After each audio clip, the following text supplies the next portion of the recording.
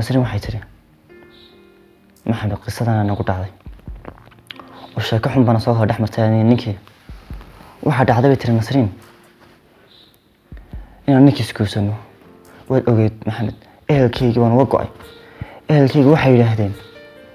ama maxamed raac ama ninka raaco wax walba ku dhacana hanoo iman si walba ku dhacday ninku mid ku soo galiyo hanoo iman ku yiraahdeen ama anaga naga go ama ninka ka go'ay ku yiraahdeen ehelkayga waan uga go'ay bay tiri maxamed waad ogeyd adigu waan ku sheegay ehelkayga waan uga go'ay ninka si walba haato ninkii waan wada tagnay sanadaan isqarnay 2 sano 3 sano meelaha ninkii 2 wiil baan u dhalay 2 inamood aan u dhalay gurigan ku jirnaa waa kiro ninkan guri caadi ah nimo dejin gurigan aan ku jirnaa waa kiro waxaan saaxano muddada isqabno waxa dhacday bay tiri ninkii markii dambe uu bilaabo dhaqamo aan in badan iraadi gelin ama in badan aan farxad gelin inuu bilaabo ayaa dhacday ninka habeenada qaar oo ma jirin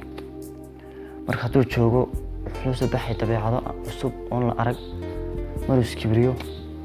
ninka wuxuu sida ahaado aakhirka waan ka tagay waxa dhacday inaanu guriga kirada ku jirnay isagana laga saaro nagu yiraahdo ka baxa gurigana lacagtiis goosato ehelkayga la noqdaan iyo labadii ciyaal ha wata Soomaali guuri ehelkayga dhammaan Soomaali guuri heshiiskan ka saxiixnay baa ahaa inaan u tagin wax walba dhaca saasoo tahay aniga labadii ciyaalaha duruufta iyo waayaha aanu seexanay dibadda gidaaradan hoos seexanaynay saa waxaanu ku noolaano labadii ciyaalaha halkii ay ku dhinteen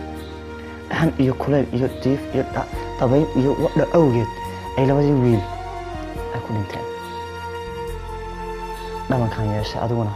waad aragtaada maxamed uu ilmay in badan uu ilmay wuxuu ka murugooday labada ciyaalaha geeriyooday labada ciyaalaha duruufta dishay gabadha noocan noqotay markay yareedna si isku jiray uu ogaa iyo nafsigay dhigatay dhabar jabinta ku sameeyay labada ciyaalaha ka dilay dunida madowgiyo mugdiga baa la dhalato ma dhamaysta aadmigu intuu midho abuurte mixna layna geliyo mishkiladii adduunka ina kala maqonsho midagabi kumose ina kala maqonsho midagabi kumose labadan ciyaalaha iyadu muuska muu dhiman nafsiga dhigatay maxamed ka dhigatay baa labada ciyaalaha dilay maxamed uu ilmiyay wuxuu maan moodina saas ku dhacayso nasrin haddii saas ku dhacayso maalintii kaamaan tagin ku daba socon nasrin waxay tahay saa mooday kuma kaamaan tagin maxamed ee maanta wax ii qabo maxamed wuxuu wax walba dhaca maanta wax kuma qaban karo wax walba dhaca maanta wax kuma qaban karo nasrin weelmees waxay tahay maxamed maanta lugaha ku haystaa maanta jilbaha ku haystaa maanta ku hoos joogay wax ii qabo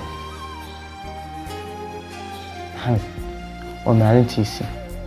maanta nolosha iskaafee buu isleeyahay nolol wanaagsan dhiso nolol qurux badan dhiso ayuu maxamed ka hamiyay laakiin kuma hamiyo islaan guurso nasrin waa la yaabisay noqotay nasrin say noqotay iyo quruxdii inay ka tagtay dadka way yaabeen maxamed uu qaadan lahay wali uu hor taagan yahay maxamed wuxuu ku yiri maalin baan wax ku tari lahaa maalin baan ku daba socday maalin baan ku bariyay laakiin maalin aan maanta ahayn wani ku lahaa wad garanay maanta soo garatay walaha qiimaha lahaa maanta garatay nasrin waxay tiri